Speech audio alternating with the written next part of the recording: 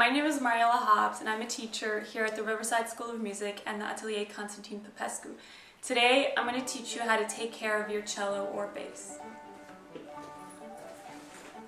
First, you want to make sure that you wash your hands before touching the instrument. This is really important to not get oil on the instrument. Next, you want to open your cello case. Make sure to only open the case on a hard surface, either lying on the back or on the side. You never want to turn the case upside down. Now the difference between the cello and the bass is that the bass is lower and bigger than the cello. Now we're going to take the cello out of the case.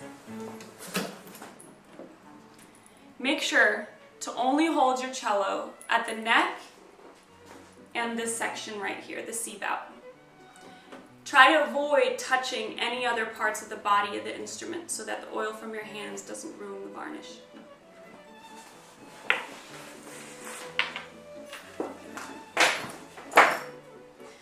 Now we're going to talk about the end pin and the rock stop. The end pin of your cello is right here at the bottom. You can unscrew this here to extend the end pin. Your teacher will help you determine how far the end pin should go out. It depends on your height. Then you want to screw it back in, and then you have your rock stop right here, and you place the end pin right in the rock stop. There's also another type of rock stop that is attached to the chair with a strap, and you will see the place to put your end pin. Once your cello is out, you can now tune. Make sure that you don't tune your instrument by yourself. Only let your teacher tune until your teacher has shown you how to tune. Every time you tune the cello, you want to make sure that your bridge is still straight. Over time, after a lot of tuning, sometimes our bridge can get warped. A warped bridge looks like this. If your bridge is warped, make sure to tell your teacher or bring the cello to the atelier so they can fix it. Now we're going to talk about the bow. You're going to grab your bow out of the bag. And the first thing you'll do is tighten it. You'll turn the screw right here to the right to tighten your bow. You want to make sure that the distance between the hair and the stick is about the same width as the stick itself.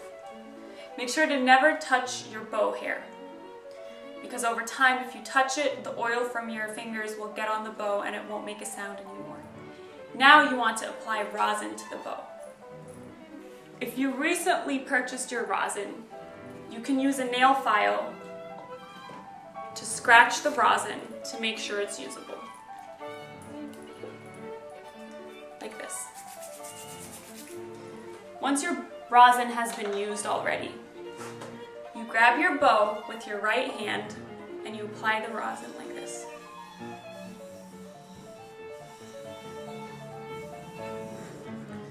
A few appliances of rosin will be enough.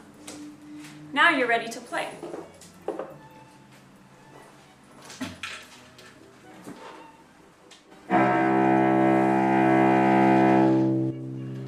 After you're done playing, we will talk about packing up the instrument. Before we pack the instrument, we want to make sure that we've cleaned the cello. Over time, rosin builds up and gathers over here. So you want to take your cleaning cloth and clean the cello right here. You can also do this with the cello lying flat. You can also clean the rest of the body if rosin has gotten anywhere else. Then we will untighten the bow. So you turn the screw to the left to untighten it. And next, we want to put the end pin back. So you can unscrew here, put the end pin all the way back, and this is very important. Make sure that the end pin is fully secured here so it doesn't roll back out.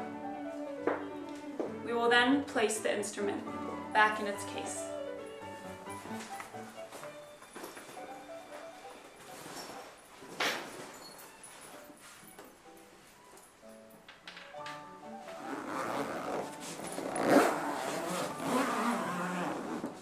After you place the cello back in the bag, you place the bow. This is very important to always place the cello first.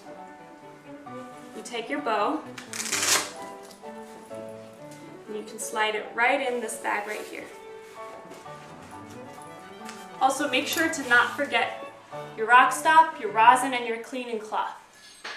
Every bag and case is a little different, but here, for example, you have a bag at the bottom of the bag where you can place these items.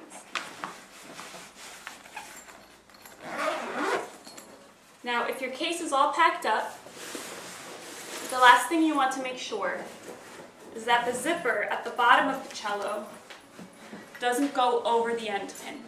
With this bag, it's impossible to zip it over the end pin, but there are some bags and cases that do, so make sure that you just zip it until you reach the end pin.